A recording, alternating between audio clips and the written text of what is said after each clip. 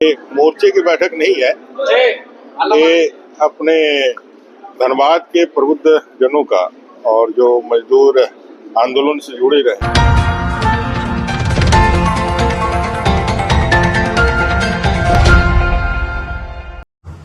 धनबाद पहुंचे झारखंड के पूर्व नेता प्रतिपक्ष अमर कुमार बावरी ने कोयलांचल में कोयला मजदूरों के शोषण के खिलाफ एक बड़े आंदोलन की घोषणा की है।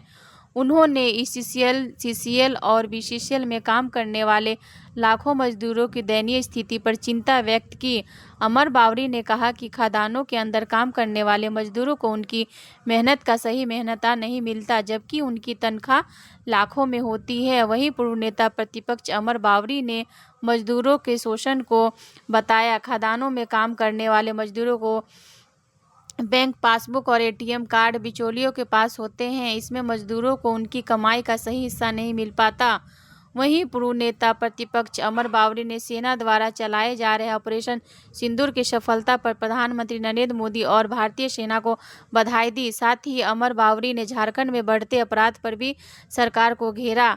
उन्होंने दावा किया है कि राज्य में हर दिन औसतन 5 हत्याएं और 5 बलात्कार की घटना हो रही है। उन्होंने राज्य सरकार पर ट्रांसफर पोस्टिंग में भारी भ्रष्टाचार के आरोप लगाए और कहा कि सरकार इस दिशा में बड़े पैमाने पर रकम वसूल रही है। ये मोर्चे की बैठक नहीं है। ये अपने धनबाद के प्रबुद्ध जनों का और जो मजदूर आंदोलन से जुड़े रहे बुद्धिजीवी लोगों की एक बैठक है, छोटी सी बैठक है।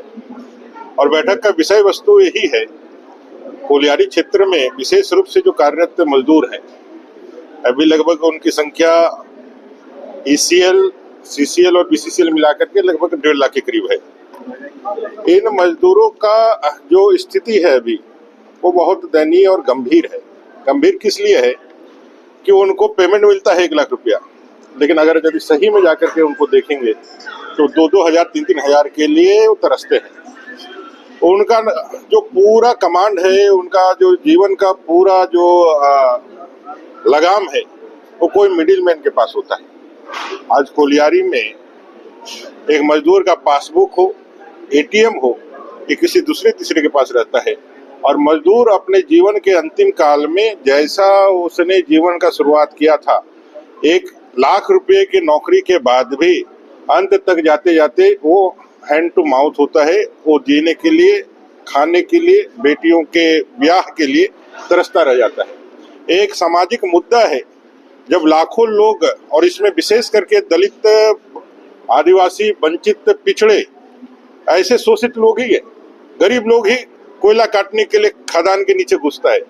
लेकिन उनके जीवन का स्तर जो बढ़ना चाहिए वो कहीं ना कहीं मिडिलमैन, दलाली के चक्कर में या फिर ठगों के चक्कर में या सूदखोरों के चक्कर में पूरी तरह से नष्ट हो जाता है। और ऐसे कई एक उदाहरण हमारे पास आए जिसमें लोगों ने कहा कि भाई हमारा जो है बैंक का पासबुक रख लिया है, बेटी का विवाह होने वाला है, एटीएम रख लिया है, हमको 3-3 हजार में उसकी माताएं रोती है।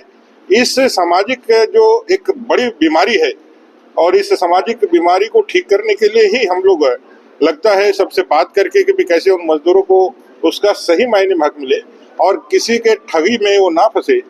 इसके लिए प्रबंधन को भी, प्रशासन को भी और आम जो